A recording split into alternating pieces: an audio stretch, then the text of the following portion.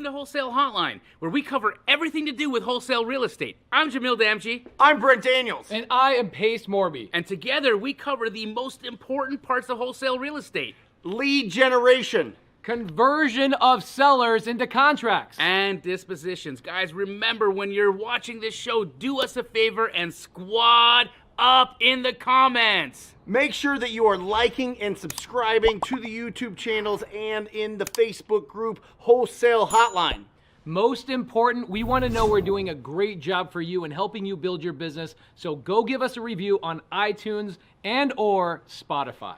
So squad up and enjoy the show!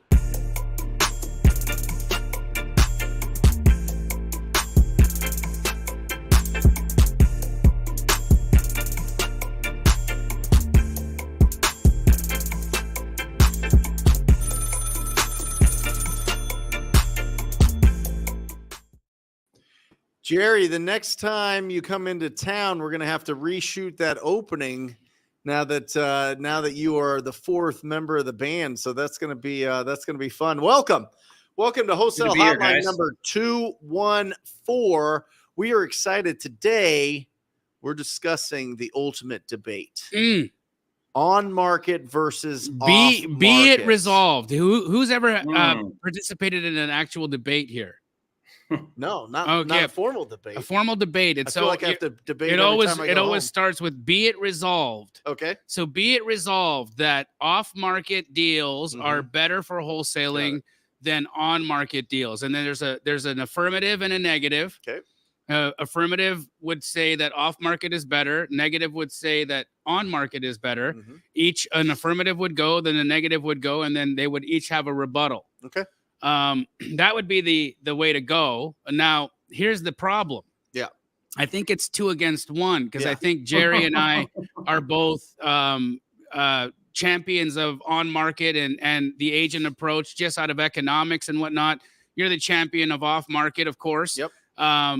We would have Pace Morby also championing off-market because we all know his opinion on real estate agents. However, Pace is at the Masters right now. Yep. So he's unfortunately unable to join us. So I'm actually happy that he's not here. So Jerry, let's just kick the crap out of Brent. Let's go. This will be a lot of fun. Guys, put in the comments section if you are watching live, where you live, where you're doing business so that you can squad up in the comments section.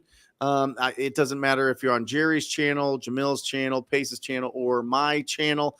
You can start to open up the conversations with people that are doing this business.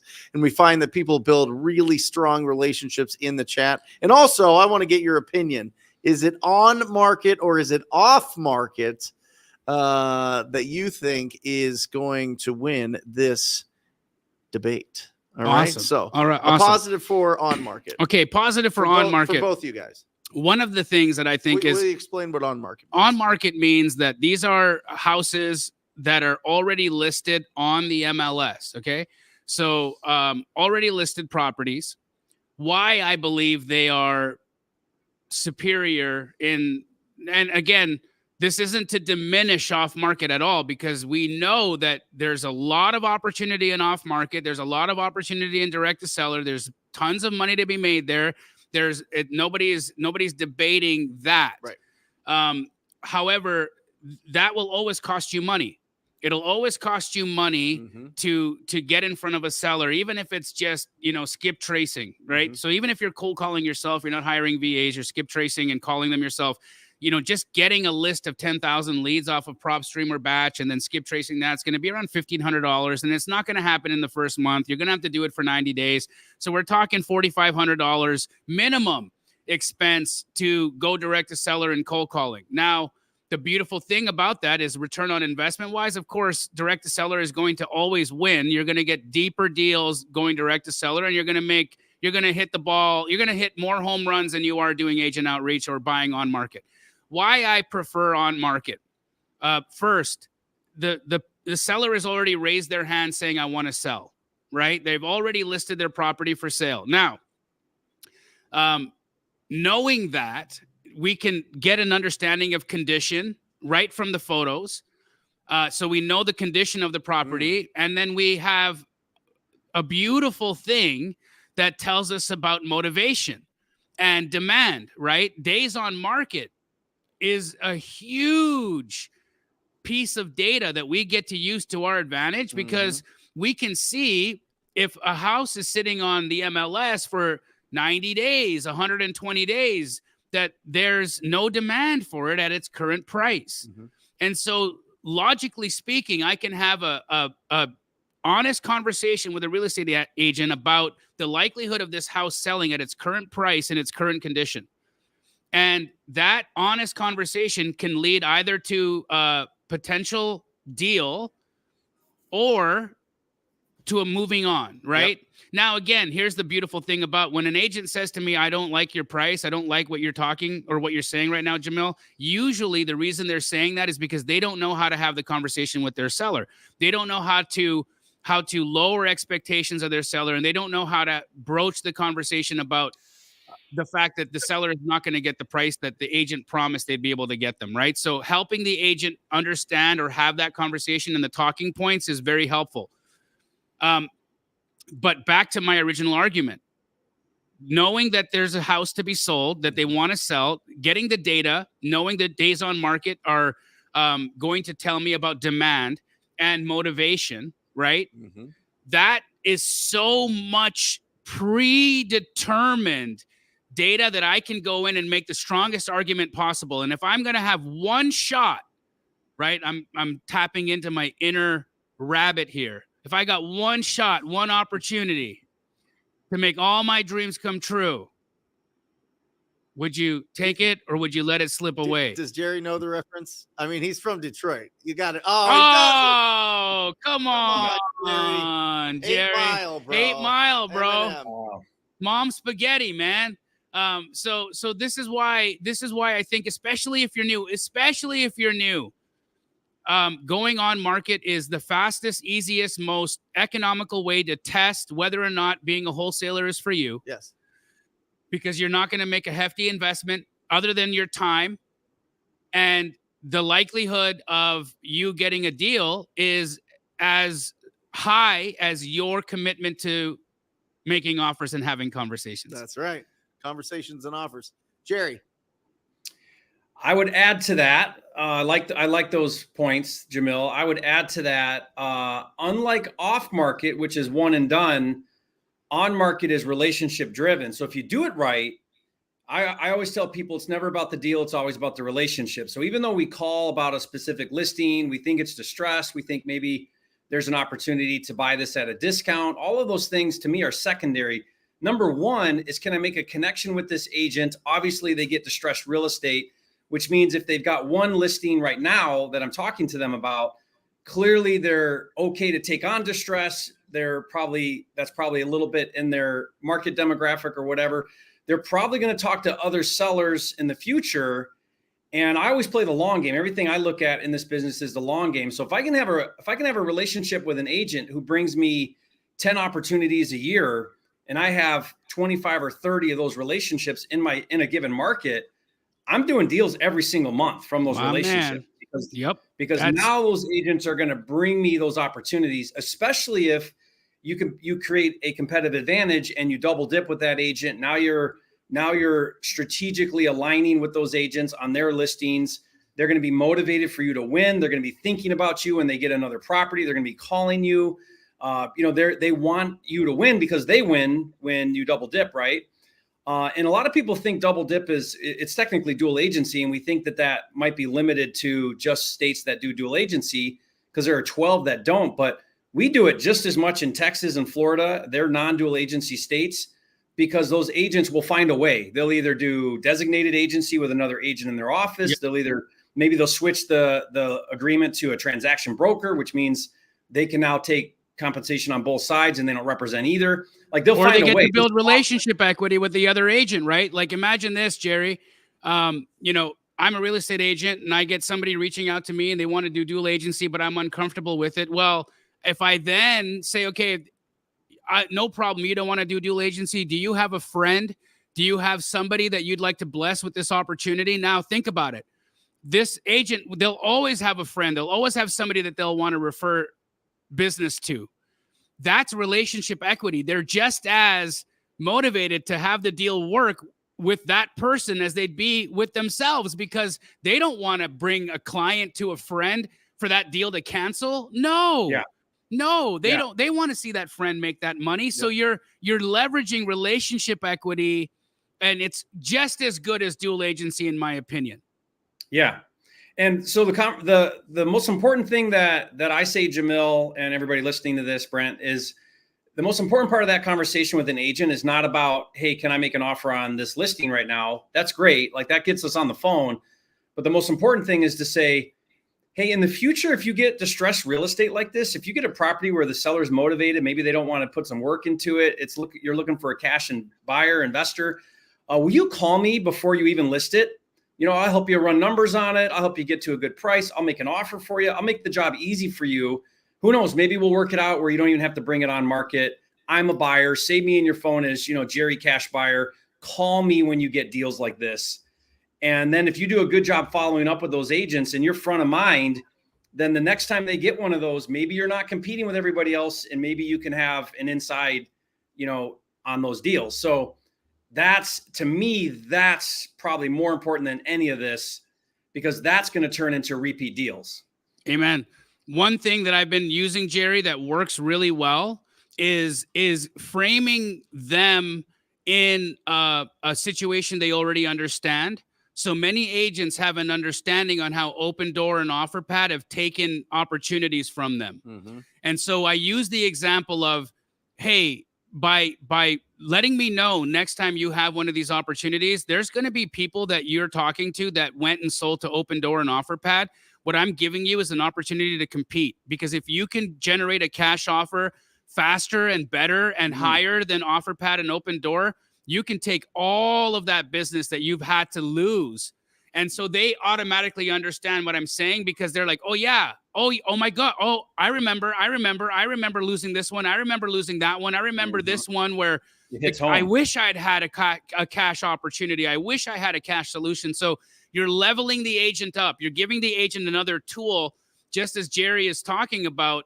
Now you become the permanent fixture in that agent's tool belt, right? They can go to any listing appointment and they've got a little Jerry Norton in their tool belt, and they're like, hey, I got exactly what's going to solve the problem right now. It's this man right over here.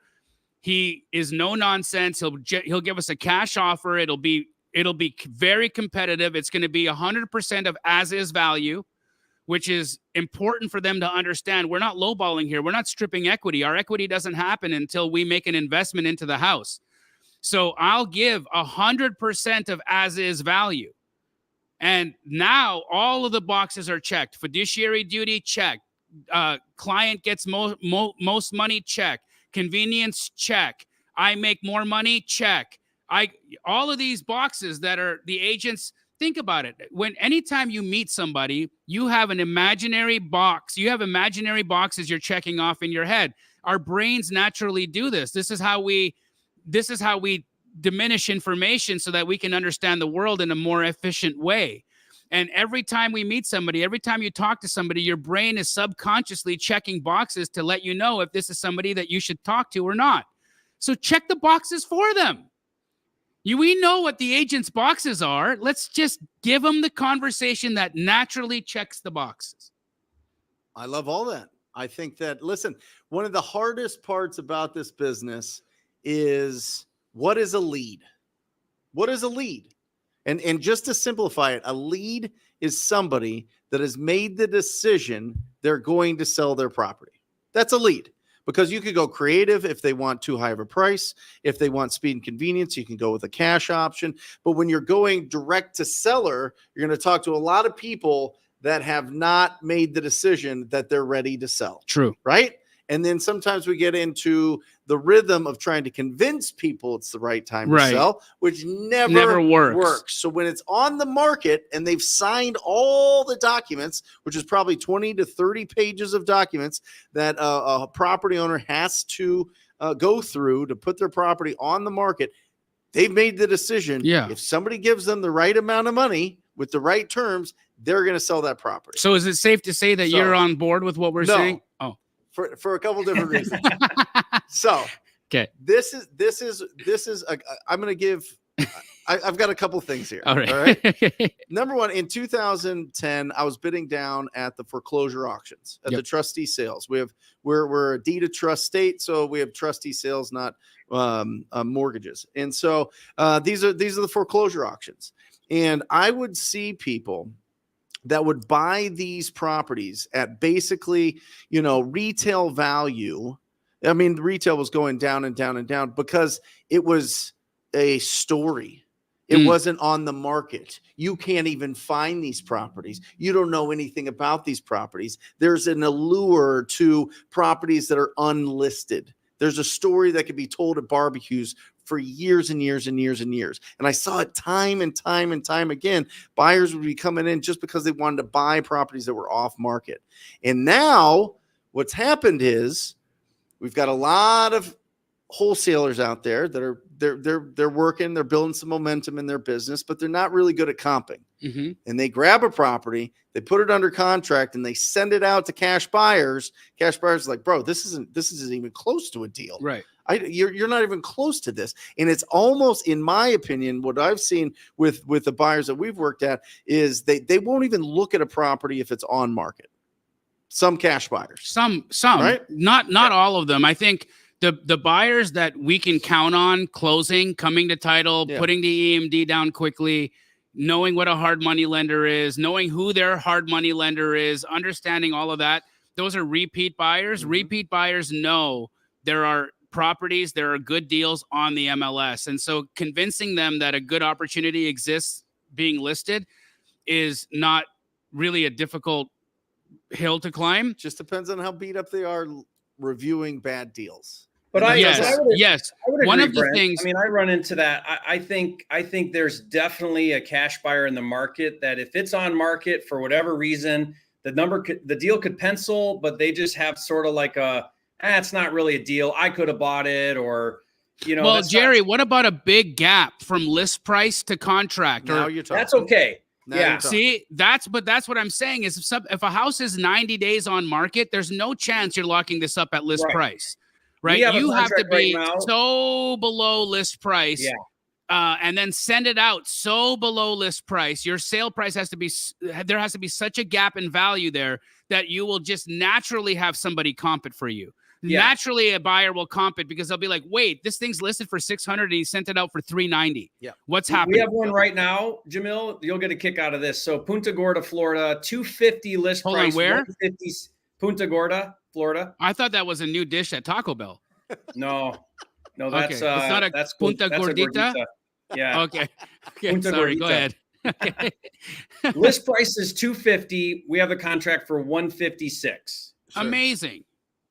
So, asking a cash buyer to pay 176 on a 250 list, that's not a hard argument to make. Exactly.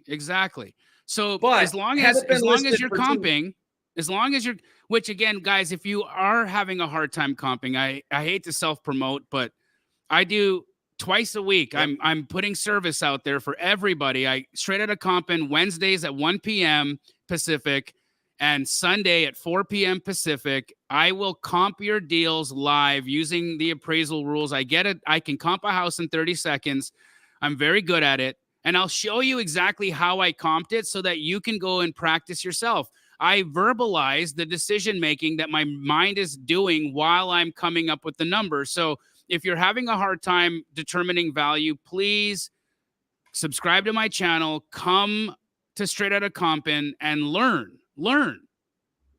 Yeah. And it is in relation to list price, a lot of it. Like, for example, we have another deal where it came out really underpriced and we ended up going over list price. And there were like 50 people at the house. I mean, it was hot. We got it because we were fast. We double dipped. We did all the right things and we got the deal. But now taking that to dispo, we know right out of the gate about half of the buyers in the marketplace are just going to say no, because they're going to see list price. They're going to see the price we're dispoing it at. And it's just going to be a turnoff for whatever reason. I think it's stupid because the numbers should stand alone, but it's just how it is. And so we just know we have that challenge on that one, even though the price we're bringing it to the cash buyer market is a good deal. It's significantly, below value. Yeah, but it just happened to be listed aggressively low, and here we are. So everyone's just got to understand what you're up against, right? So like, imagine you're taking a deal to your cash buyer. The cash buyer is going to Google it. They're going to see it's listed. And what experience are they going to have? What thoughts are they going to have? And how can you overcome them? How can you help them see that? So I'll say to the cash buyer, say, look, this thing was listed, but it was listed really far. We had to beat out a bunch of other people. It's still an awesome deal. Here's ARV. Here's repair number. You do your own due diligence, but this is an awesome deal. Don't worry that it was listed. We did all the work to get the deal. Here it is. And, like, overcome that objection. But Brent, I think you're right. It's definitely something that some cash buyers have a real problem with. The other part is appraisers use listings.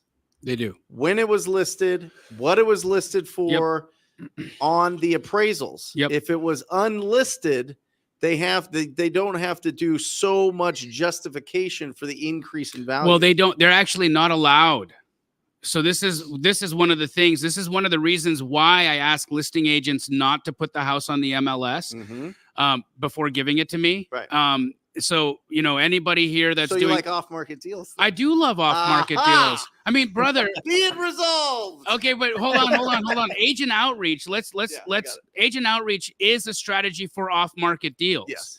I know. I'm just talking about a lot of people, when you're starting out, you see a deal on the MLS. Yeah. You see it's lower. It's been on the market. It's beat up. And you see, oh, I'm going to make an offer on this. Yeah. And then, it kind of, in my experience with the students that I've worked with, they have to get it significantly under. Yes, sir. That's the only route if it's listed on the market. A freshie, like Jerry just said, a freshly listed, well-priced home. Yeah. One of the two strategies I'll typically do is I'll just buy it, close it, and then send it out so that it's no longer on market. And then they'll see it was listed, went pending same day, closed same week. And then I won't aggressively resell it. I'll be very conservative on my profit margin because they'll see it recorded at, say, 150, and then I'm sending it out at 169.9. They're like, I can do that. They don't have a problem with that. So but talk about what happens in the appraisal. Yeah. So if it's a fix and flip. Okay. So this is different it's when a big problem. It's right. a big, these price stamps, these MLS price stamps, they do bone your buyers. That's why it's very important when you have these conversations with listing agents to say, look, don't bone my buyers. Don't put me in a situation. Look, I'll pay you more money than I would be able to pay you if you give it to me before you list it. I will add an additional $10,000 onto what my offer would be if you give it to me pre-list, because when you put this on the MLS, you create a price stamp. And even though appraisers aren't supposed to use that in their determination of value, they do. And lenders do. And lenders choose appraisers that work that into their valuation system. So do me a favor, do yourself a favor and your client a favor. I will give you more money if you give me the opportunity prior to listing it and keep it off the MLS. And that argument works. And if they're like, wait, hold on. And I'll say, how many times have you been in a fix and flip situation with a buyer and had it under appraised because of what they paid for the property? Appraisers don't know how much things cost. Look, appraisers still give you 10 grand of value for a pool. Who's built a pool for $10,000? Yeah, good luck. Right? It's nuts. The other thing, and I tell this story because I think it just really sums up the opportunity. But Jerry, I got a call off of a mailer in 2018, so it's been a little while. And the gal said, come on over, I want to sell my property, the whole thing. My acquisition manager went, and she called me in like she was so nervous. She was like, I don't know what's happening here. I need you to come down and meet with this seller. And I was like, what is going on? This acquisition manager has been on dozens of appointments, has done a bunch of deals, newer, but not green. And so I go down there, and Fran was the seller, and she wanted to, I looked at the Zillow estimate on the way there. It was in South Phoenix, and the estimate was $220,000. And I got there, and she wanted $9,000. She wanted $9,000 for her house. And I said, listen, Have you sold any houses before? And she said, yeah, I've been a broker for 20 years with Century 21. And I said, well, what do you think you could put it on the market and sell it for? She said, oh, probably 200,000. It wasn't even that beat up, Jerry. And I said, so why are you giving me $191,000 worth of equity? And she goes, I have no one else to give this property to. I have no siblings. I just go to church. I've got my house paid off. I got my car paid off. I just don't want the property, and I want to do something for a young real estate person. Wow. Right? Like that, right? Wow. I just want you to, she literally told me, I just want you to win big. And I was like, I don't feel good about this. I need you, like, I need to talk to an attorney. Yeah. She had her estate attorney get me on the phone. She Wow. said, I have told her not to do this. I went down and she told me she went down to St. Something's, a Catholic church down the way, and met with the priest. And I went and talked to the priest, and he said the same thing. So I'm like, I don't know what other excuses. No, you do the deal. You do the deal, and you drive her to church until she passes away. Right. I mean, right? she wasn't that old. You know what I mean? What'd you do? She was just, so I bought the deal. That's so good. Leonard Wells asked, what's your point with that, Brent? The point is, you're not going to get that on market. The point is, there's no way that happens on market. The point is, the deal of a lifetime comes around once a week. It's the absolute fact. Here's what Go ahead, Jerry. Sorry, Brent. No, go ahead. I was just gonna add to that. I was gonna say there is some truth to that. Like on market, typically, like a 10K is a typical win. Every now and then you can get a big one, but you got to remember there is an agent there, and they are going to protect some of that equity. Of course. And there's the urgency isn't as high as an off-market lead, some off-market leads, because clearly they have time. They're listing it, so they got time, a little bit of time on their hands. Well, we typically see it's a disinterested seller.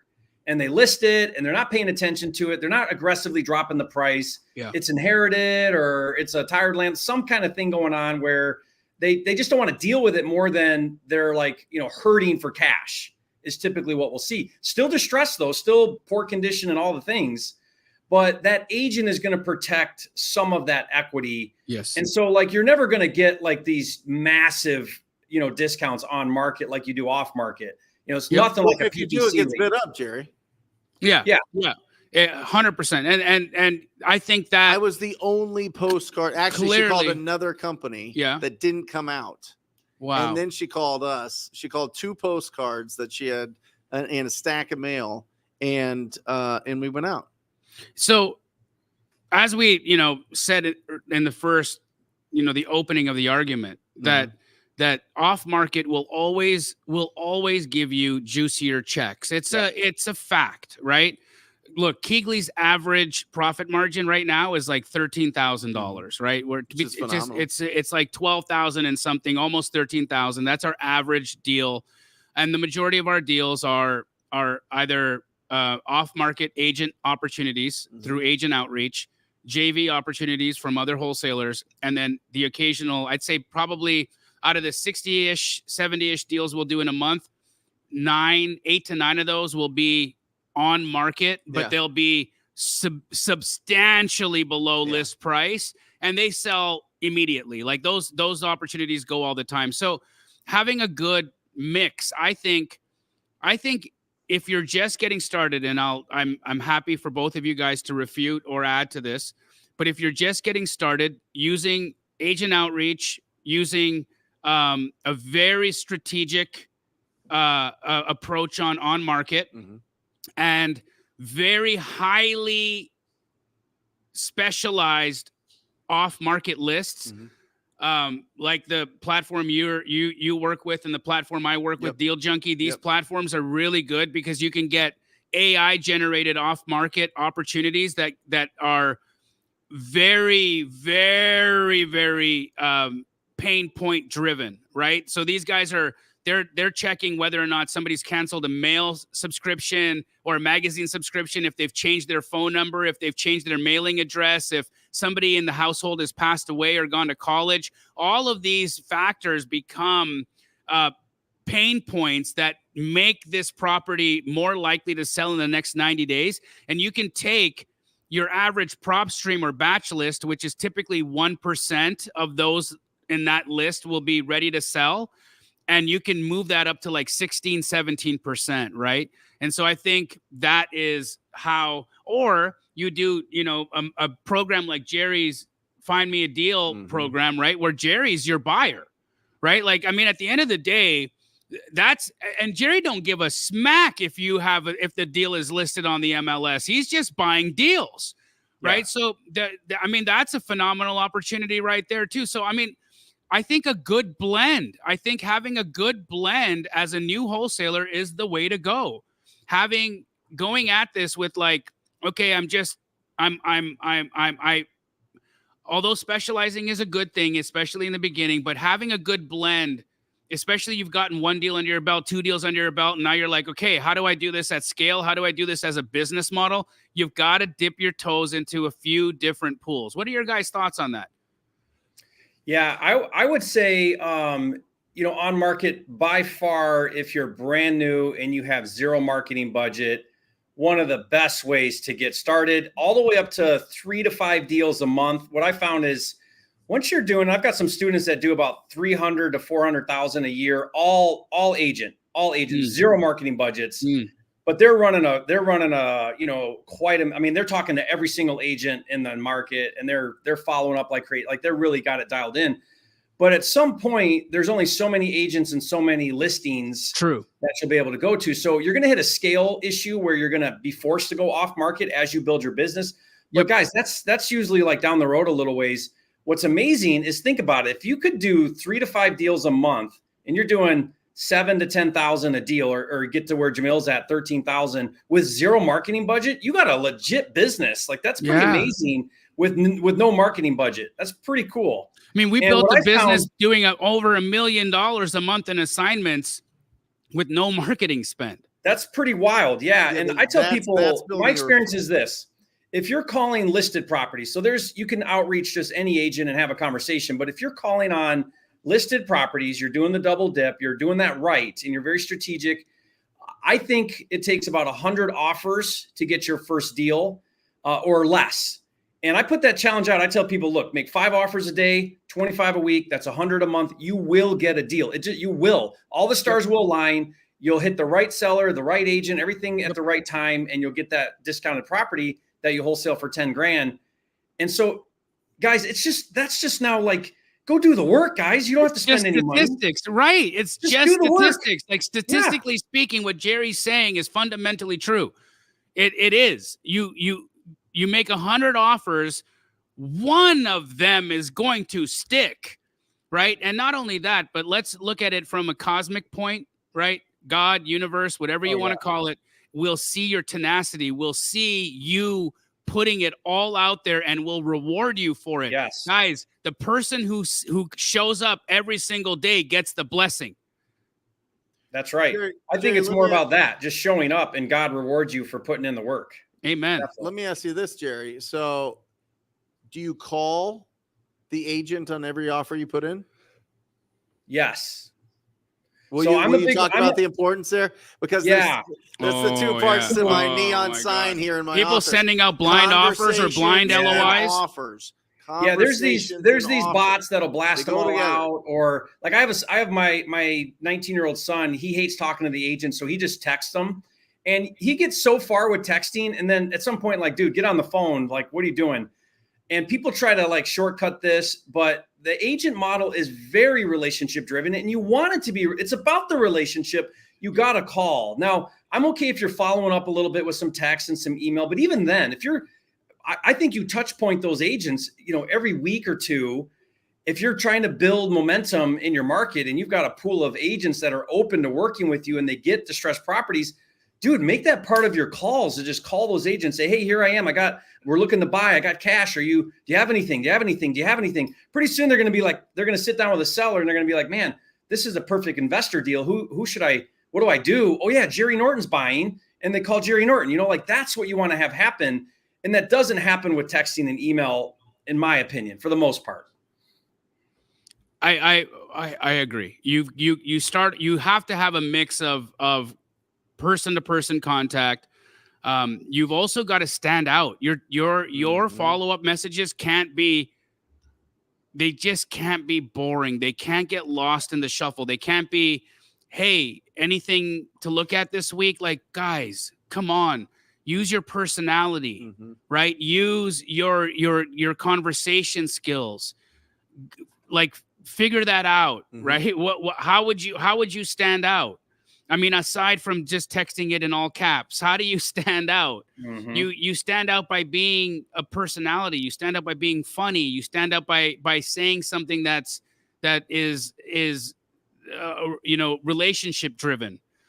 Do you know the number one factor that I've seen amongst the best of yours that have come into the Rhino Tribe, and what we really instill is speed of response. Oh my goodness. Speed Absolutely. of response. I don't care if you fumble and stumble. I don't care if you don't know how to use the spell check on your phone. I don't care if you're using a Samsung instead of an Apple. If you respond quickly when people communicate with you, you will win guaranteed. Yep. I am telling you, it is the most underrated skill, underrated factor that people don't understand. I remember how fast you were, like in the heyday. You were like I'm still that fast. Monique sends me an address, dude. Within 5 minutes, she has a buy price. Right. Yeah. Within 5 minutes. But you respond back. Got it. Checking it out now. But that's it. And that's what I'm on this. On it. Like, guys, you know how often I write on it? My phone will automatically knows that I'm going to write on it. Like, on it that's my standard reply to any agent sending me an opportunity. On it. I look at people's cell phones, bro, and they have 400 unread text messages. Wow. You know what I'm talking about, Jerry? Right? Like unread text messages. People are just like nothing in this business. And real estate agents, too, real estate investors. Like, what are we doing? What are we doing? And the thing is agents are not nearly as sophisticated as wholesalers. Like, you would think that they would save your number. They would. I can't tell you how many times I'm like, hey, you remember me? Hey, this is my 5th time talking to you, making offers on your deals. I don't remember you. It's like, how could you not? Why are you not calling me? Why am I finding this online? You have to take this really by the reins, and you got to be so proactive with agents. Don't assume they're going to remember you. Don't assume they will never remember you. They will, even though you're saying things that are standing out, even though you're fun, even though your text messages are engaging and fun, they will still forget you. That's why being top of mind, we know by the thousands of deals we've done that an agent will typically take 8 to 13 touches before they'll produce fruit. Right. 8 to 13 touches and follow-ups before they're going to give you an opportunity.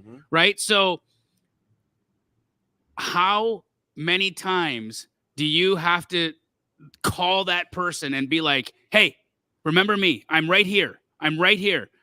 8 to 13 times, guys. Tattoo that on your forehead. Put it somewhere like that you'll never forget. When you make that first call to the agent, remember, you're going to talk to that person 8 to 13 more times before you're going to get an opportunity. That's just funny fact. You say that, Jamil. I read a statistic from the National Association of Sales. So this is like sales in general, right? Yep. And they said that they did this study, and they said that 80% of sales are made between the 5th and 12th follow-up.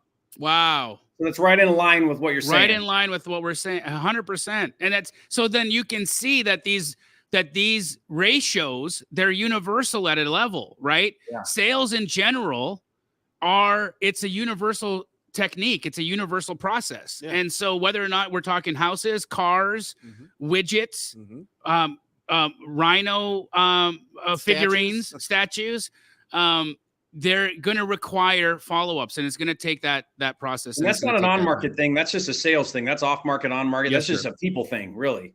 That's an entrepreneur thing. Yeah. That's that's making an impact thing. If you want to go out and make money outside of your 9 to 5 of people going, hey, this is how you can provide value to the world. Here's this job that you have. Okay, great. If you want to do this for yourself, I am telling you, respond fast and have some positivity to it. Have some love behind it. You Yeah. know what I mean? Okay, so- you have so can I that. share- It shocks people. Can I share another reason why I like on market? Yes, sir. So with on market, you never talk directly to the seller. And I actually love that because now it's all business, it's all numbers, it's all relationship with that agent. I don't have to put my empathy hat on, right? I don't have to let the seller cry on my shoulder. I don't have to really find out like, okay, well, what's going on here? None of that even matters anymore because like Jamil said in the very beginning, they want to sell, it's for sale. So now it's really just like, okay, how do I create these connections, enough of them? How do I make a relationship with his agent? And at the end of the day, my number is my number. Whatever's going on in the seller's life, they're going to take it or not take it or counter it or whatever. But it's so refreshing to just go at this business with my head down and just not have to get into that, sympathetic, empathetic role that we definitely have to do with off market. So when I'm wearing my off market hat, I'm all about, okay, we're not even going to talk about the property. I got to first build trust with this person. I got to help them feel like I care. I gotta really, and I gotta work on that because it doesn't come natural for me. So I gotta kind of like, focus on the person here and their experience and their connection to the property, all those things. With on market, you don't really have to do all of that. Yeah, that's the difference, I think, in the earned income. That's why I think the checks are bigger. There's way more emotions involved. There's way more problem solving involved. There's nobody there that's walking them through it like an agent would, unless it's an attorney or something. We run across that a lot, especially with inherited and probate deals. But yeah, when you're going in there and the house is destroyed and there's dead animals and somebody has smoked 1.5 million cigarettes inside this place and the windows are broken and there's or they lost their job everywhere. or somebody died, like there's hard things going on. Yeah, I mean, there's just a lot. There's a lot more when you're going direct to seller, but I think that the reward for that is higher. I think that you get an emotional award for reward from helping somebody out of that situation. I think that's why a lot of people and you go into, you could do this. You could literally go out and find the 1,000 worst properties in whatever market you're in and get the addresses, look up True People Finder or whatever, White Pages, anything online. You could get their phone number.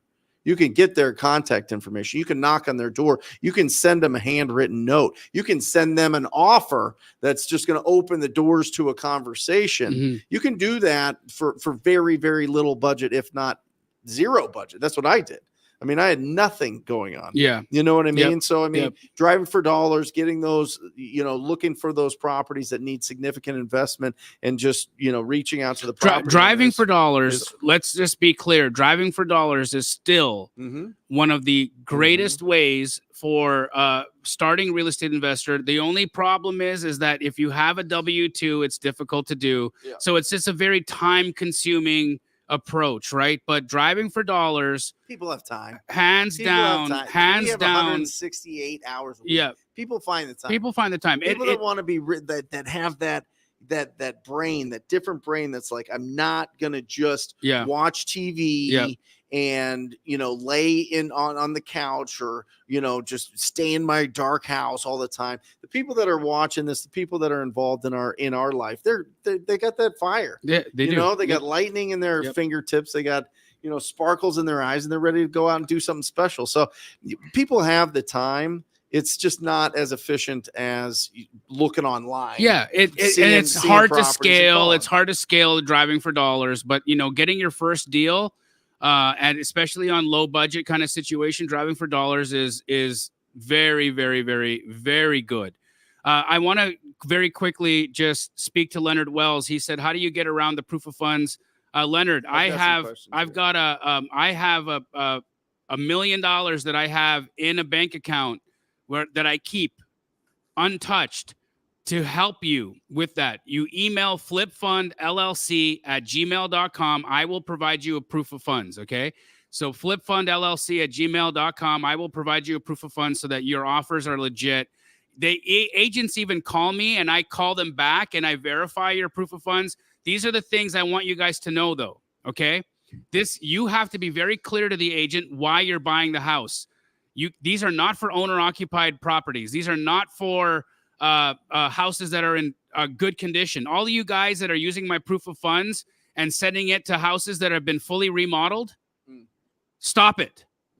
Because you look dumb when I tell the agent that this house is it a fix and flip? Is it what is it? What are they doing? Where they're like, no, I think they're going to live in it. Don't do that. Because I will tell the agent that I don't loan on owner-occupied houses. So you have to know what you're doing here. When you're going to provide an agent with a proof of funds, you are looking for you're looking for a house that requires a tremendous amount of work or is an original condition, and that you're doing it for an investment purpose. If you have clearly expressed that, email flipfundllc@gmail.com. I will provide you a proof of funds. Natasha, Jerry, please put that in the chat for people. Jerry, will you help Paula out here? Very green to this. How do we find buyers for our deals? What happens if we don't find a buyer? Yeah, great question. So my favorite method is, I call it the neighborhood flipper method. But what I do is, your best buyer on any deal is going to be a local active investor already investing in the same neighborhood as your deal. Because all flippers and buy and hold investors, they like to do deals where they're already doing deals, right? Because they've got it all dialed in. They know their neighborhoods, they know their markets. And so what I do is, I just simply, wherever my deal is I want to go back online and I'm going to look up, okay, well, who's flipping houses? What are some sold flips? I know they're flips because they're fully renovated, they're vacant, and they're sometimes staged. So, okay, that's a flip. That investor who's 2 streets over might want my deal. Or it's active. It's an active flipper. Maybe they're thinking about their next deal. Or maybe I'll also look at stuff that's really low price, like the bottom of the market, because that's probably an investor who bought that and now they're in the process of fixing it up. Maybe they're thinking about their next deal. Yep. So I'm going to go to those investors right there near my property. The closer to my property, the better. And I'm just going to reach out to them and I'm going to say, hey, I got this property. Maybe you're interested. Come take a look at it. And one thing I do a little different, I don't know if everybody does this, but what I like to do is I don't skip trace or look up the investor directly. You could do that. But what I do is I simply call up the agent who listed the property for that flipper, and I go directly to them. And they're highly motivated to get their investor another deal because they're bringing value. They're going to get to relist that on the back end, and they will gladly take their investors to your properties, and you don't have to compensate them. They'll do it because they want their investor to get another deal. And well, you compensate them as well, and you've even got more motivation. So just work the agent in, right? It doesn't have to be a full 2-3%. You can give them a 5-10K, whatever that is, and they're because they know they're going to get the listing on the back end there. So it's you're just teeing it up. And I want to add to Jerry's checklist of how to know it's a flip. When you get to the primary bedroom, there's no clothes in the closet. Yeah. And they always show you the primary bedroom closet. Mm-hmm. They all pick a good listing agent will always have a photo of the primary bedroom closet. If there's clothes in the closet, it's a lived-in home. If there's no clothes in the closet and there's furniture in the house, that's a staged flip. Yep. Do you have anybody that could help dispo any deals around the country? Yes, I do, actually. If Paula, also, if you want to reach out to me on DM on IG, I'm happy to connect you with my 118 franchises across the country that will help you dispo your deals. In addition to that, I'm sure that there are people in the Rhino Tribe. I'm sure there's people in the Flipping Mastery Tribe who could also gladly help you. The subto community is extremely active in helping dispo opportunities as well. And as is the Astro Flip. Let me just say this, Paula, you are in the right place right now because you're surrounded by the cream of the crop in the world of wholesale. Every one of our communities has gangsters in them who will absolutely knock it out of the park for you. So you've shown up to the right place. I would also add this, Paula. Oftentimes we think about step 2 before step 1, right? And we're like, well, I got to have all the steps before I take any steps. And I would try really hard not to do that. I would walk a little in the dark and I would focus on getting a good deal. And I've never had a good deal that I couldn't dispo. Now, I've had bad deals I couldn't dispo, but I've never had a good deal that I couldn't dispo, and I couldn't dispo it quickly. So maybe, there's other ways around doing this, but maybe focus on getting a good deal first, and then, reach out to any one of us or, that you can JV a good deal anytime. That's easy. So I kind of have a philosophy. It's a little different than what some people teach, which is the hardest part is getting a deal, because a good deal sells itself. So I'm not going to worry so much about the dispo side. I'm going to worry about getting a good deal and put my energy there. And then once I get a good deal, I know I can move it very quickly. Absolutely. Yeah, Paula, watch out for the 3 Ps, right? Paralysis by analysis, perfectionism, and procrastination. All right. Massive, imperfect action wins every time, wins the day, Paula. So go out there and find some really great opportunities. And anybody here in the chat can help you out. I'm telling you. Somebody knows somebody that works in your market for sure. I want to very quickly go through this list. So I've been reading the book, The Creative Act by Rick Rubin, and phenomenal book. And in there, Creative Act, the Creative Act by Rick Rubin, he comes up with 20 reasons or 20 excuses that people make to stop them from taking action. Let's go. So here they are. Okay. Number 1, believing you're not good enough. Number 2, feeling like you don't have the energy that it takes to create or do what you're trying to accomplish. Number 3, mistaking adopted rules for absolute truth, right? Number 4, laziness / not wanting to do the work. Number 5, settling, not taking your work to the highest expression that it has. 6, having goals so ambitious that you never start. Number 7, thinking that you can only do your best under certain conditions. That's what we're talking about here. Like, I need to know everything. I need to know who my buyer is. I need to have a red light on. I need to be wearing my purple thong. That's just me. I have to wear my but you know what I'm saying? These certain conditions, these magic conditions are not always going to line up, right? So thinking that you need to have them is kind of crazy. Number 8, requiring specific tools or equipment to do the work. Like, I can't do my job as a wholesaler if I don't have Privy, or I can't do my job as a wholesaler if I don't have Batch or PropStream. Yes, you can. You can comp on Zillow. You can do and use free tools. You can use Flipster, whatever. There are tools out there that you can use. PropWire. You can use these tools that are legit and free that will help you. So please don't think you need to have all of these special things in order to get it done. Number 9, abandoning the work the moment it gets difficult. Oh, I know how many of you I'm talking to right now. Number 10, feeling like you need permission from somebody to start. Oh, you have permission. How's that? Number 11, letting a perceived need for money, equipment, or support stop you. Number 12, having so many ideas you don't know where to start. That's a big one for all of you shiny object people, and I think that's going to be the majority of us here. I've had shiny object. Jerry's had it. Brent's had it. We've all come down with that condition, and real estate is so versatile that you're going to have a lot of flavors to lick. It's like Baskin and Robbins over here, so that's definitely an issue. Number 13, never finishing what you start. Number 14, blaming circumstances or people for interfering in your process. Number 15, romanticizing your negative habits or addictions.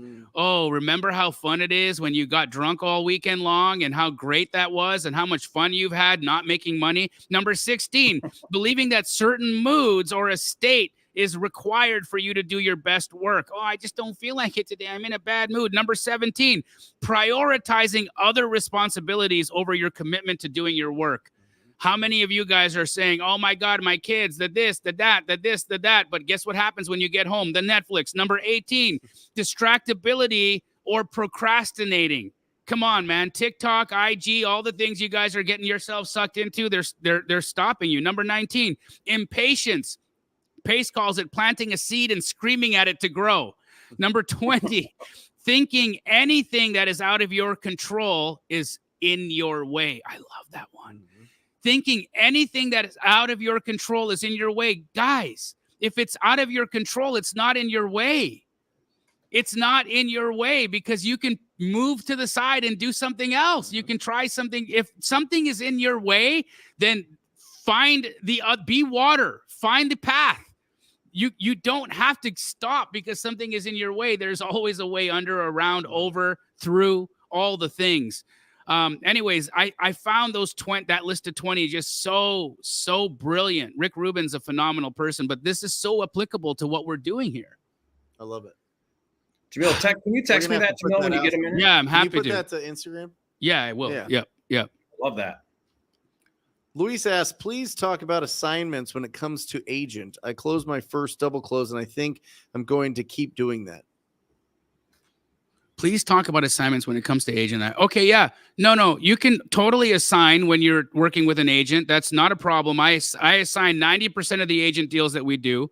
But if you are going to double close, if that's your plan, all that's going to do is keep the HUD separate, the escrow separate. It's going to cost you some extra money though, Lewis. And so unless you need to double close, unless your contract is non-assignable and you need to double close, I would recommend assigning. Okay. Assigning is just giving your contractual rights, assigning your contractual rights to your buyer. Now, here's the difficult part about an assignment. You are giving up your rights. And so now your buyer can kind of hijack your situation until close. So here's where it gets tricky. You assign a contract to a buyer that has told you they're not going to perform, or you assign your deal to a buyer that is non-responsive.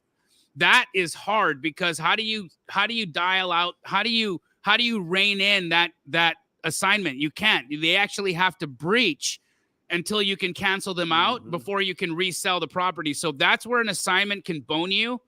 Whereas if you double closed all your deals and somebody's non-responsive, you can breach them out, or you can let that person's contract do what it's going to do and close that BC at another title company and then deal with your buyer who's non-responsive later if you have to. So doing double escrows gives you way more control over the process, but it's expensive. I would add to that, unless it's required, like Jamil said, there's a no assignment clause in your contract, or maybe you're doing it strategically because your assignment fee is really big.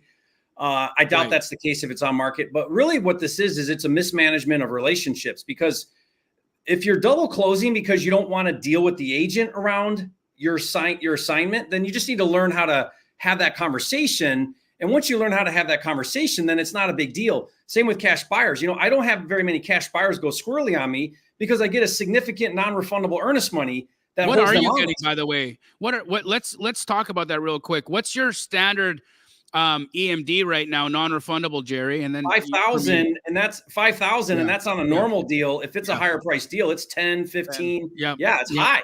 Yep. Yeah, because someone's going to walk from $500 if they get a better deal. Like a cash buyer will walk from $500. They're not going to walk from 5,000.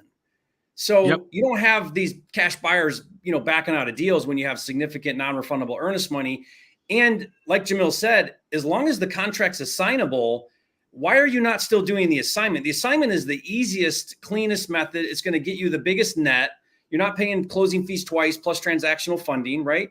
So I double close a lot, but it's either strategic or I have to. It's not because I don't know how to manage an agent or I'm worried about a buyer. Those are the last two reasons why you should be double closing. So I've got buyer sonar with Audantic, and I've seen Keegley pop up a bunch on closing on deals. Yeah. Why? What's going on there? So great question. So we have been closing on a lot of deals.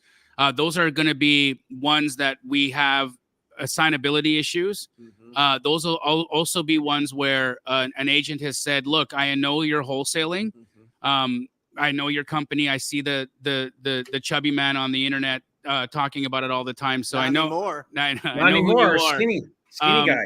And so that's what that happens, right? And because of that, we'll come in, no conditions, non-refundable EMD, close it, and then resell. So that's one of our strategies as well. And so, one of the things that you get to do when you do this business a lot and you start to build a war chest is make aggressive offers. And especially on market stuff, I mean, God, you go in and make an aggressive offer and close it in 48 hours and then resell that puppy. Whew. Well, Jerry and I had a nice long conversation a week or two ago about transitioning more to a wholesaling model. Where you just close on it, you put it right on the market. And these would obviously probably be off market, right, Jerry? Off market deals. It won't really work on market because it's already listed at as is value or whatever, and you'd be bringing it back to. I don't think that's a good play, but off market for sure. Right. And that one, it gives you the biggest pool of buyers. Yep. Because it's going out to the whole world now that it's listed. And two, you can close a deal really fast. Yeah. You know what I mean? Sometimes when you're working with property owners, they're like, yeah, I want to sell the property, but I need the money to be able to move somewhere else. Yeah. I mean, this is just something that's common. So you're like, okay, well, can I give you the money at the end of the week, or, whenever title can close this, the soonest they can, I give you your money, and then we do a post possession for 30, 60, 90 days. Right. They really like that. Yeah. And you see a lot of advertising now, whether it be direct mail, whether it be online, or whether it be TV and radio, that says, hey, sell your house, stay in it until you find your next house, and then you can move to that. Right. Right. Right. And that's really appealing for people that don't want to put it on the market. They don't want people coming through the house. They don't want to do repairs. They're embarrassed. They want to get rid of this as easy as possible. And so, what I would encourage everybody to do in the second phase of your business is learn how to build really great relationships with hard money lenders, so that you can get 90%. You could probably in your first year or two get 90% covered of the purchase price. Yeah. But as you really start building the relationship, you can get 100% covered. Yeah. Now they might charge you 18%. They might charge you a point, but you can get upwards to 100% of the purchase price given to you for a 6-month period. Right. That gives you a lot of flexibility in what you can do. But if you can't, and if you don't have that nest egg, learn how to show people your track record of finding great deals. And it makes it so much easier to raise funds from family and friends and associates and people that are interested in what you've got going on. So, Hey, Jamil, I think I see a comment here that maybe we're gonna win the argument. Zunif, Zunif 858. Pull that up there, Brent. Let me see. And while you're doing that, Brent, I want to just really quickly speak to Julian Jimenez. Says, I'm in SoCal. Come on, Jerry. Zunif, hey, first of all, Zunif, come on. Here we go. Hey. Hey, I think it's pronounced Zunif. Zunif. Oh, Zunif. Zunif got my first. Well, he got his fifth deal. First deal 2 days ago. I took on Jerry's 100 offers challenge. I thought I'd be the first one to prove Jerry wrong, but 72 offers in, and everything went right. Now, listen. If you're going to keep the deal, fantastic. It's a done deal. If you're going to sell that deal, get it sold. If you're going to sign it, get it sold. Zunif. Move heaven and earth to get that thing sold. Amen. So that you can get the proof of concept, because once you have proof of concept, your life has changed forever. Yep. That's the second stage, I think, in being a real estate entrepreneur. Number one is find your community, find your tribe, find people that are doing this, find a connection, whether it be a RIA, a Real Estate Investor Association, whether it be a Bigger Pockets meetup, whether it be mentorship, whether it be whatever it is. Find people doing this business. And number two, do your first deal and get proof of concept. Yep. Because once that happens, and Zunif, it's been 2 days. Like my goal is to dispo a deal in 48 hours. Like if I either have a deal or I don't have a deal, if you're pushing that baby hard, you should know if you got a deal, right? Yes. So yes. Julian Jimenez, I want to speak to this because I think we can diagnose the issue here. He says he's in San Diego. I have good buyers with reasonable ROI expectations, but I still get outbid all of the time. Can't figure out why. Julian, it's because you're going after freshly listed MLS properties in Southern California. Okay. That is always going to be highly competitive. And if it's well priced, that means it's going to get bid up. And if you're coming in at list or not going in over list, because let's just face it, in SoCal, the actual buyer, the end buyer is who you're competing against, not other wholesalers. You're competing against the actual end buyer who's going to come in non-refundable, over list, closing in 3-4 days. And that's why you're getting beat. Julian, switch your strategy from freshly listed on market properties to properties that are on the market that are 30, 60, 90, 120 days. Now you've got motivation. Now you've got obviously they're overpriced, but you've got an opportunity now to come in and actually negotiate. And because it'll be overpriced, you're going to show your buyer how well you did in your negotiation when you lock that thing up 150,000 less than list price. So switch your strategy, Julian, from freshly listed MLS properties in Southern California to on-market properties that have been marinating on the MLS, and I think your problem will be solved. What do you guys think? Yeah, Julian, that's a top 5 market in like the world. You know what I mean? Like there's only a certain amount of land, and the whole world wants a piece of that land in San Diego. It's just a fact. Yeah. So, I would highly suggest exactly what Jamil's saying. Yeah. In addition, go after vacant lots, drive them for dollars, be obsessed with the roughest looking properties in that area, and build a relationship with every single one of those property owners. And I would include small multifamily in those. That's where I've seen the biggest success with the people that I've worked with in San Diego. Yeah, I would say, Julian, like I might still call, but my approach and my expectations are going to be very different based on what Jamil said. So the conversation with that agent isn't like, hey, I want to make an offer thinking I might get this deal. You're not. You're going to get outbid, like Jamil said. But maybe what you're doing, maybe what you say to that agent is you say, hey, look, I'm a cash investor. I'm looking to build a relationship. I'm looking to do 15 deals this year in this market. Can we work together? Can you call me when you get stuff like this? Maybe we can work out a cash deal before. Cherry pick it before they list it, right, Jerry? It's the next time conversation. Yeah. So have the next time conversation with that agent still, but just know going in like, hey, and I might even still make the offer. I say stuff like this all the time. I say, hey, you know what? My offer is probably embarrassingly low. Are you sitting down? I'll ease into it. Right. And I might still say, man, I would have to be at X, knowing that there's no way in heck they're going to take that because it's highly competitive. But the point, though, is that you're having a conversation and you're clear about what's going on. Like you got to be aware of your surroundings in this business. You can't think you can call a clean property listed on the MLS and it just came out and think that you have a very high chance of getting that deal. You have a very low chance. And there's other approaches that are going to yield you a better return, or play the long game and still make the connection, still have the conversation. But your objective now is the relationship, not the deal.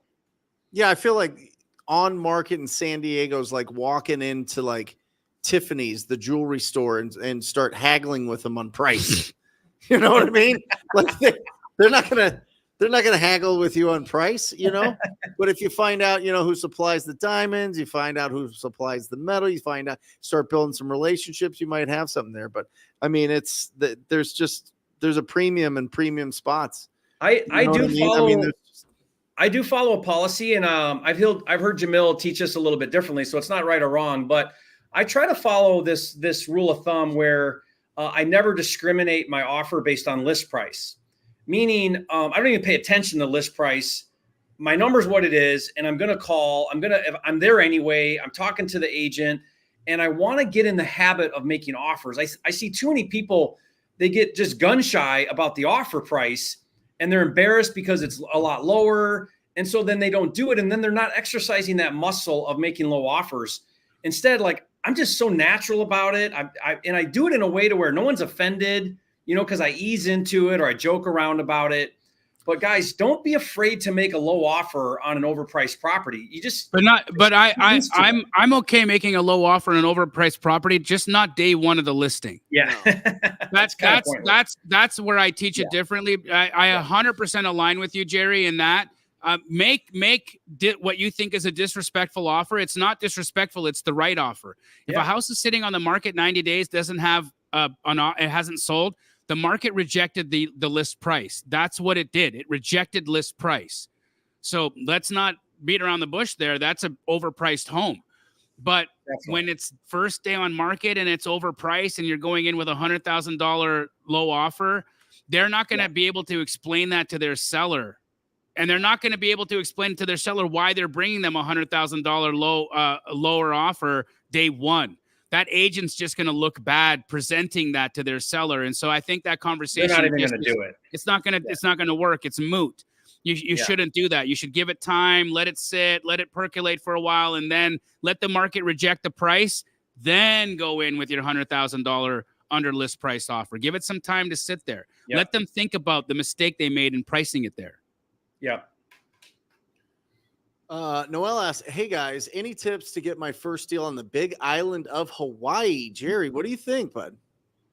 I mean, we treat Hawaii like no different than anywhere else. It's all about the same thing, right? You got to talk to a lot of people. You got to source and find deals and make offers. I mean, they're doing deals in Hawaii just like they are anywhere else. So I don't know. I wouldn't treat it really any different than anywhere else. I totally agree. Yeah, I would find the ugliest properties there. I would find all the vacant lots. I would find anybody that's owned property for a long time there. You can really pull those lists, and I would reach out to them. If you have a budget, I would probably do direct mail, but make sure that you answer your phones live. And then once you really have a budget, I would do PPC and just go bananas. In the smaller market, I mean, if you really hone in pay-per-click in major markets, especially, but in smaller markets as well, it is powerful when people reach out. But remember, anytime an inbound call comes in, you answer it live. Answer it live. You or somebody on your staff, somebody internal. I'm telling you, if you get some sort of call service, it's not going to work. If you just let it go to voicemail and call them back, they're going to call somebody else. You got to treat it like the roof is leaking and they need a roofer over ASAP, right? That's the mentality that you have to have when it comes to inbound leads. But if you're going outbound leads where you're being really proactive, you're reaching out to them, find the ugliest properties over there, and make sure that you talk to all those property owners. Find some way to communicate with them. All right? Awesome. Great questions. Here we go. Our favorite. Oh, Joel, what up? What up, bro? How do you get the low ball offer across to agents? How do you go for no with agents compared to sellers? So, Joel, first, I never frame my offer as a low ball offer. I always say this is 100% of as is, right? I'm only going after it is 100% of as is value? The buyer. And I'm going an as is property, a house in disrepair or original condition. I'm going to pay you exactly what I think it's worth in its current condition, and I'll pay you 100% of what it's worth in its current condition. And so, it's not low ball; it's just lower than list. I think we have to reframe it in our brain. So many of you are being frozen in action, thinking you're lowballing. You're not. It's lower than list. It's not low ball. Okay. And lower than list is because list is high. So your lower than list is just 100% of as is. Reframe the way you think about this. We're a free market society. Correct. On some level, right? On most levels, most That's of the idea.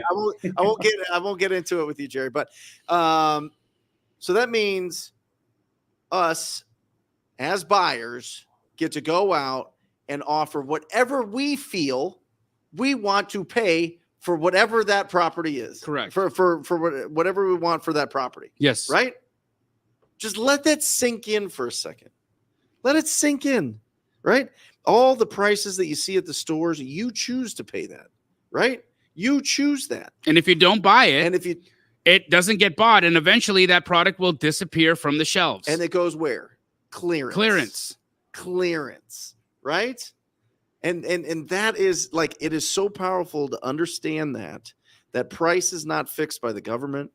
Price is not fixed by real estate agents or appraisers or banks or the property taxes, whatever. It's still government. So I doubled that one. But like, there's nobody determining that but a ready, willing, and able buyer.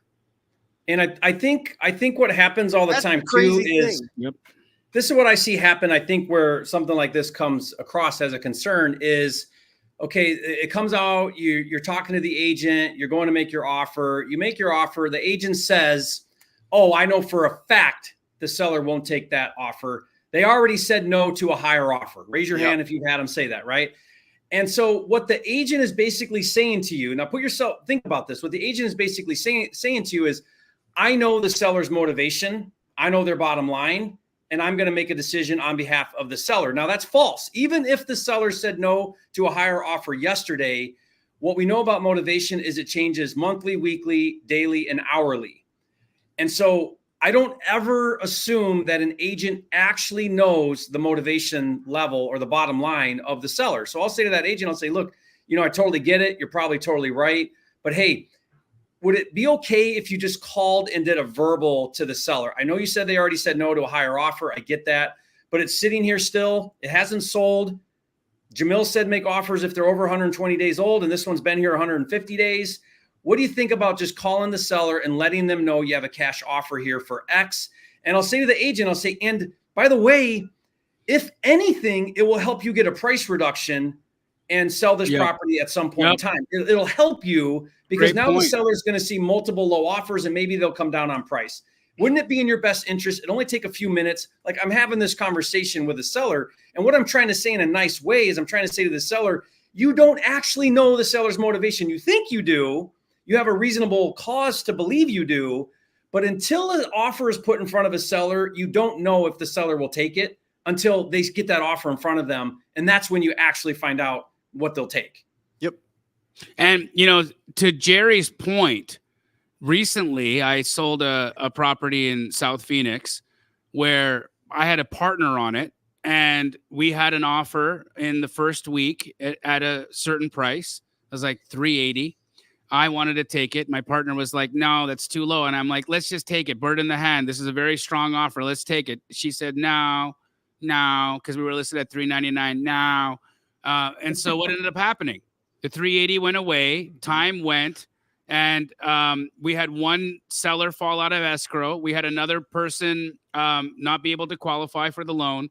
And then we finally ended up taking $360. I was always told, being a real estate agent for a while in the level markets, 80% of the time, your first offer is going to be your highest. And that always stuck out to me because I always try to fight it. Yeah. I know that because I was doing flips, right? Yep. And I've done, 100, 120 flips. And you always want to get the most out of every single one, especially if it's a new listing. You're like, I don't know. They came in a little under the list price. I think that we'll get some more offers, blah, blah, blah, blah, blah. Let's extend this thing out. Yeah. And then no other offers come in. Yeah. So, Jerry, I was just saying, I was always taught in the brokerages that in an average market, in a normal market, kind of not going too crazy either way, 80% of the time your first offer is your highest, right? Yeah. I mean, I want to throw one more analogy out there that I think we need to keep in mind. I like looking at my offers with agents as a tennis match. Okay. So I look at my first offer, and I'm talking, a house that's on the market 30, 60, 90 days, not original, not first day on market. Okay. I'm talking, it's had some time, market's already rejected price. So I give my offer. So let's say my offer is $100,000 below list and it's immediately rejected. Mm-hmm. To me, that's first serve. Okay. The rejection is a volley back. Mm-hmm. Okay. I give it 2 weeks. I reach back out to that agent and I say, hey, I noticed the property is still available. You guys haven't been able to sell it yet. Do you think that the seller is ready to negotiate and accept the price that is in line with its condition? That is volley back. Mm-hmm. And we do this over and over again until the house is sold. Until the house is sold, you are in the tennis match, guys. And these tennis matches can last weeks, months, sometimes even 6 months, the whole time, the entirety of the listing. So please stop taking a rejection of your offer as the end of the game. It's not. It's only the return of service. Okay, use that analogy and burn it into your brain. You're playing tennis here, and these matches can take weeks and months sometimes to play out. And that's on and off market. Correct. Yeah, absolutely. Jerry, can you explain what Jerry's 100 offer challenge is? Pachow. Yeah, real simple. 5 offers a day, 25 a week, 100 a month. Now, to qualify, it can be a verbal or a written. Mm-hmm. And it has to be an original offer. So it can't be a follow-up from, yesterday or whatever. So 5 new property offers a day. You could do more than that. So you could do 10 a day. But the point is in 30 days, you should be able to make 100 offers and you will get a deal. If you just make 100 offers and you put a number in front of an agent The numbers are these numbers work with off market too. They might be a little different, but the point is like just be consistent, do it every day. I look at it like this. If you did nothing else today, but you got your 5 offers out, you had a great day. Like you're doing the right thing. Instead, what we do is we find reasons why we're busy. We're doing this. I'm working on my CRM. You know, I'm getting some business cards made or whatever things everyone says they're doing, and they're not actually doing anything productive. The most productive thing you could do in this business, nothing happens until you put an offer in front of somebody. Until that point in time, everything is a waste of time or like not a good use of time. It's all leading up to an offer in front of a seller. And until you do that, you will never get deals or grow this business.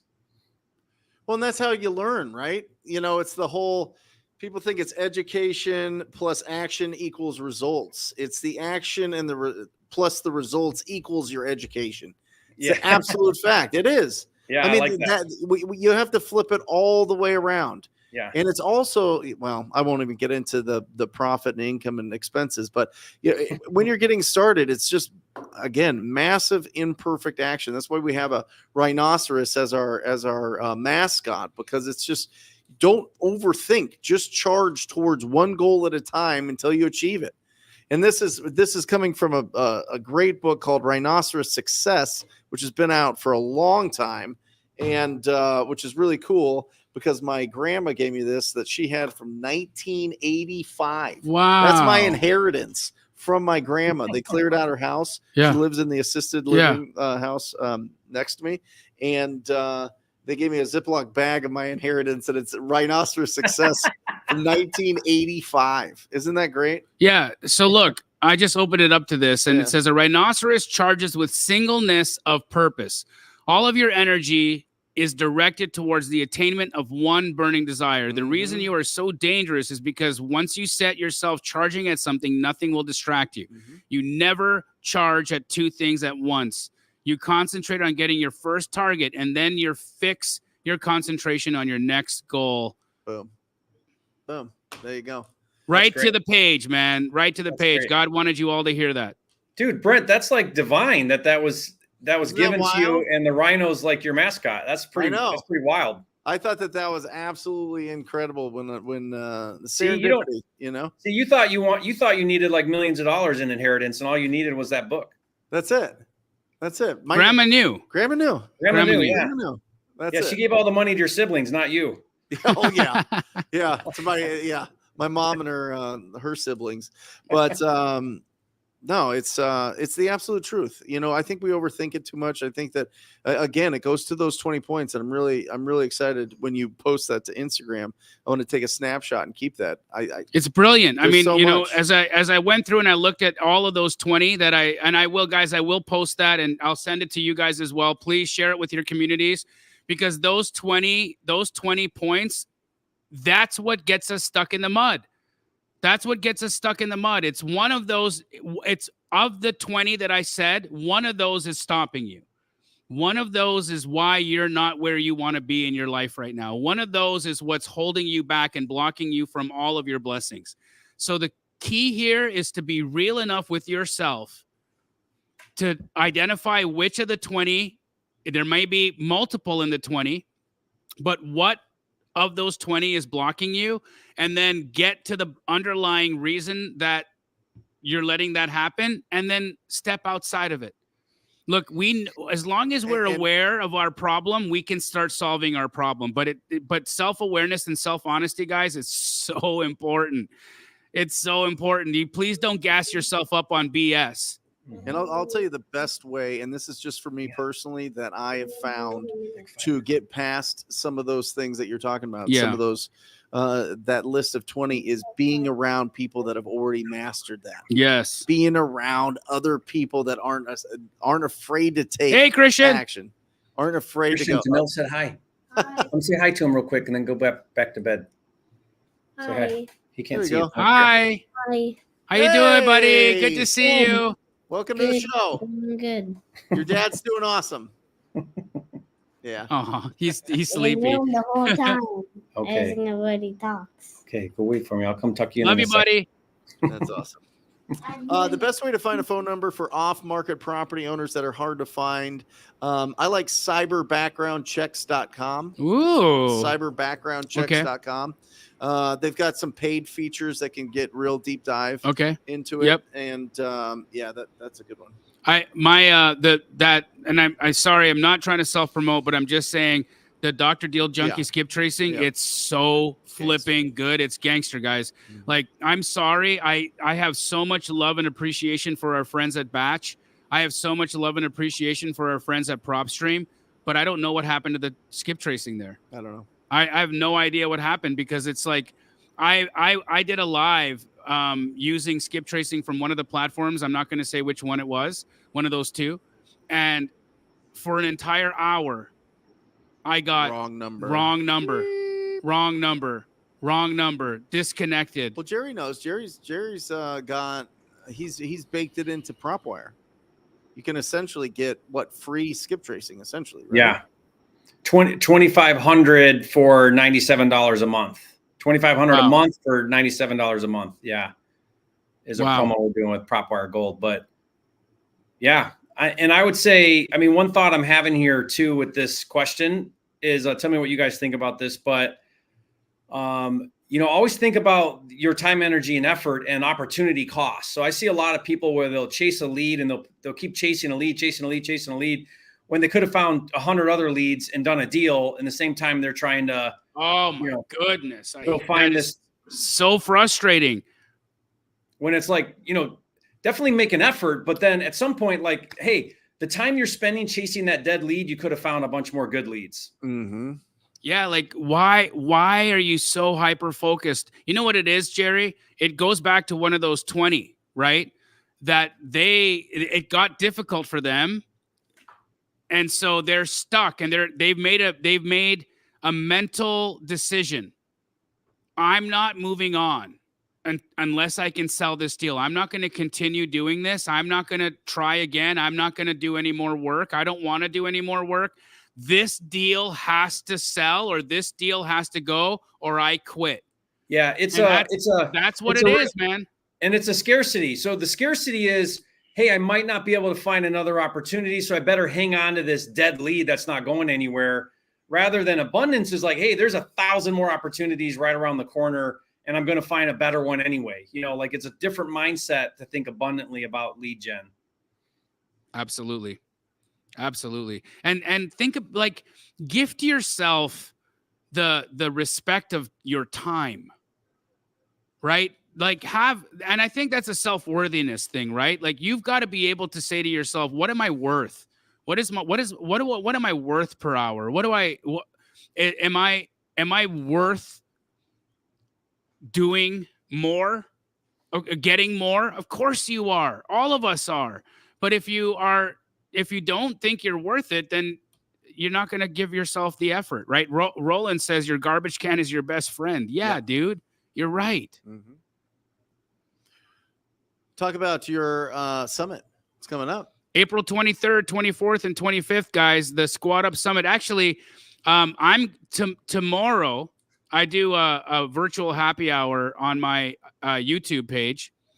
So on my YouTube channel. Tomorrow, I'm going to give away a few free tickets. So come to the virtual happy hour. If you haven't been able to buy a ticket yet for Squad Up Summit, and you have, a financial thing that's holding you back from attending, I'm going to give away some tickets tomorrow for free so that you can make it. So whoever hasn't yet gotten a ticket, we're at the tail end here. I've got a few extra, back pocket tickets that I can give away. Come to my YouTube channel tomorrow at 4:00 Pacific, and we'll be selecting who's going to get the free ticket. So Please come check that out. Yep. Jerry, what do you got going on? What are you dropping this week? Well, we're doing some new episodes of the Watch Me Wholesale show that Let's go. I used to do that for a while. I did 30 some episodes of that and then got away from it, but we're going to be starting that back up. We've got another, like the first one coming back here in a few days, I think. Super excited about that. That's a lot of fun. It's basically randomly selecting a market, go in there and find an opportunity, call and make an offer, all in like 30 minutes. So just to show that, guys, you don't have to overcomplicate this. Like there's opportunity all around you and you can do this. And here's what it looks like. So that's a kind of a fun thing we're doing this week. Yeah. Super cool. I'm going to show up to Jerry's, Watch Me Wholesale and just watch you, dude. Like that. I bet you're so good. That'll be so entertaining and also educational at the same time. What an awesome show. What about you, Brent? I'll have you come on. Maybe you can come on and do one with me, Jamil. I'd love to, Jerry. I'd love to do one with you. Let's make it happen. Okay. I'm flying to Augusta to the Masters. You're going to the Masters? Yeah. Thursday, Friday, Saturday, Sunday with my whole family. Hey. So it's it's going to be cool. really exciting. I'm truly not like a golf guy, so yeah. But apparently this is something my dad wanted to go to for a long time, so we're going to make it happen. How much were the tickets? They were. I mean, they're $17,000-$20,000. There's not. They're not tickets. They're badges. Oh, okay. They get dropped off every night to our Airbnb. Okay. Each night before. Yeah. To make sure that we didn't break any rules the day before that day. Wow. Yeah. It's a wild thing. I don't know. If you break a rule, they don't give you your ticket. What's that? If you break a rule, you don't get tomorrow's ticket. Yeah, exactly. That's one way to make you behave. Wow. Please, nobody take this wrong, but the amount of money you white people will spend on sports like golf is hilarious. Hilarious. I just think it's so Jamil, good. When are you coming to Puerto Rico? Pardon me? When are you coming to Puerto Rico? I need to come, bro. I got to get out there. I think sometime in the summer I want to come out and hang out with you. Like Brent, I'm contemplating moving to Puerto Rico. Yeah. Because I'm going to pay $1.3 million to the IRS for 2023. Like, that's what I feel right now. When I'm looking at my tax bill, I'm like, what am I doing? Yeah, Why am I here? Why am I here? Yeah. I got to move to Puerto Rico, and I would have paid, 3% tax? 4. No, it's not. It's not Dude, 3. It's 4. Man, what am I doing? What am I doing here? $1.3 million, Brent. Listen, that means you did pretty well. That's what I'm saying. I mean, I'd rather make money and pay taxes than not make money and not pay taxes. But come on, man. There you go. But come on, you gotta come to Puerto Rico. Absolutely, we're gonna take a trip to Puerto Rico. Let's go to Puerto Rico, save some taxes. There we go. And hang out with the Nortons. Thank you, guys. You could have chosen to be anywhere tonight, but you spent the time with us. We truly appreciate it. There's 4 clicks that you need to do to subscribe to Jerry Norton, Jamil Damji, Pace Morby, and Brent Daniels' YouTube channel. We're here every Monday night, and then we're putting out stuff pretty much every single day to give you the instruction you need. Everybody has a different pull to a different personality and a different approach. So make sure that you find yours and let us help you out. We love you guys. Thank you for joining us. We'll see you next week. Or just say squat up. So squat up and enjoy the show. Yeah. Yeah. Okay. 1, 2, 3. So squat up and enjoy the show. What are you doing? I didn't say nothing. Why? I don't know. Okay. So squat up and enjoy the show. Cool. I think we should use the one where Jamil doesn't say anything.